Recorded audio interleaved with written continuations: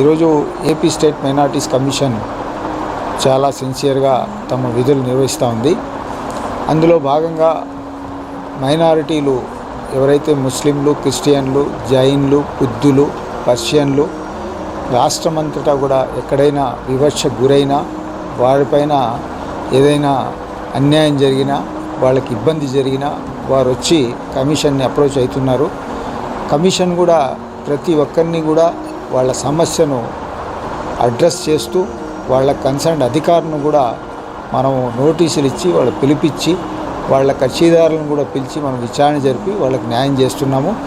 ఇందులో భాగంగా అనేక సమస్యలు కూడా పరిష్కారం అయ్యాయి.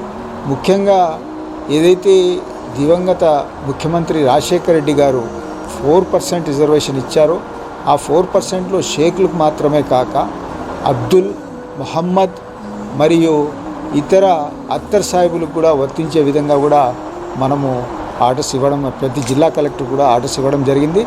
అదేవిధంగా వక్ఫ్ భూములు కూడా కాపాడేదానికి కూడా మనం ఒక స్పెషల్ జ్యుడిషియరీ ఎంక్వైరీ కూడా వేసి వాళ్లను వక్ఫ్ బోర్డు అధికారులను కూడా మనం ఆదేశాలు ఇవ్వడం జరిగింది. అదేవిధంగా వక్ఫ్ భూములు ఏదైనా అన్యాక్రాంతమయ్యి అది రిజిస్ట్రేషన్ జరగకుండా కూడా మనము స్టాంప్స్ అండ్ రిజిస్ట్రేషన్ అథారిటీకి మనం లెటర్ పెట్టడం జరిగింది. అదేవిధంగా ఏదైనా ఈ యొక్క 22A కింద ఉన్న ఈ వక్ఫ్ భూములు రిజిస్టర్ చేయరాదని చెప్పి కూడా మనము అడ్వైస్ చేయడం జరిగింది.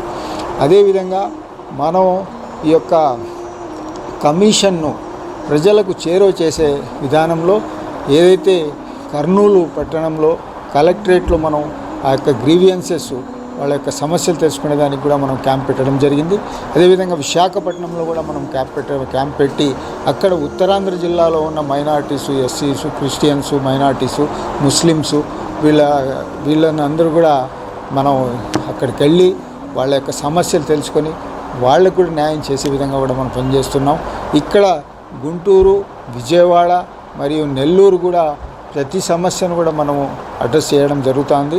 నెలలో ప్రతి 2 సార్లు కూడా మన కమిషన్ యొక్క కోర్టులు నడుస్తున్నాయి.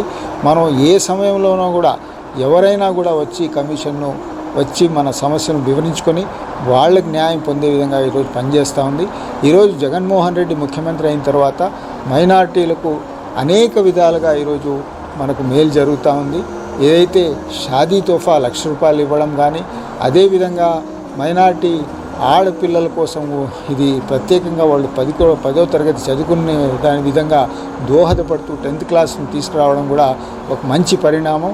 అదేవిధంగా ఇమాంలకు, మౌజన్లకు ఈరోజు 5,000, 10,000 ఇచ్చి మసీదులు చాలా పల్లెల ప్రాంతాల్లో ఉన్న మసీదులకు ఆదాయం లేకుండా అవి నడవడం కష్టంగా ఉండే సమయంలో ఈ డబ్బు ఏదైతే మన ముఖ్యమంత్రి గారు జగన్మోహన్ రెడ్డి గారు మసీదులకు ఇస్తున్నారో వాటితో అక్కడ ఇమాంలు, మౌజన్లు గౌరవ వేతనం ఇచ్చి ఆ మసీదులు కూడా లక్షణంగా అవి జరుగుతున్నాయి.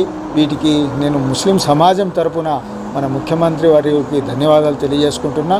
అదేవిధంగా ఈరోజు మైనార్టీలందరూ కూడా న్యాయం చేసే విధంగా వాళ్లకు పూర్తిగా నవరత్నాలు అందే విధంగా కూడా మనం వాళ్ళని చైతన్యవంతం కూడా చేయడానికి కూడా మనం ప్రయత్నం చేస్తున్నాం.